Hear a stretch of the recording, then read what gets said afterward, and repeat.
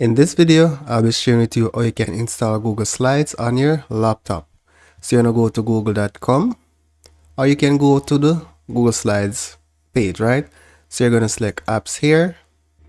Then you're going to scroll down and search for slides. So now that you're on the slides page, what you're going to do is select these three little dots on your browser that says settings and more. Then you're going to go to more tools. Then you're going to select apps. Then you're going to select install this site as an app. Select install to continue. Then you're going to select auto start and login device. And you can also go ahead and create a desktop shortcut. Now this option was done using the Edge browser, right? So let's go to start. So let's go to my desktop.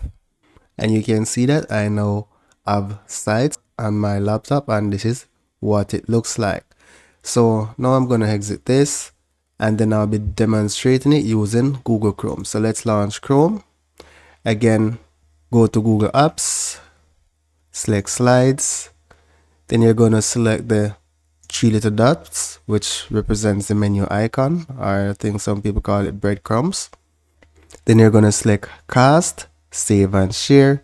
Then you're going to select Install Page as an app. Then select Install.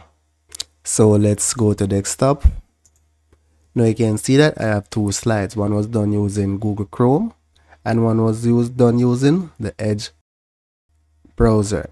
And that's basically it. Don't forget to leave a like or comment on this video.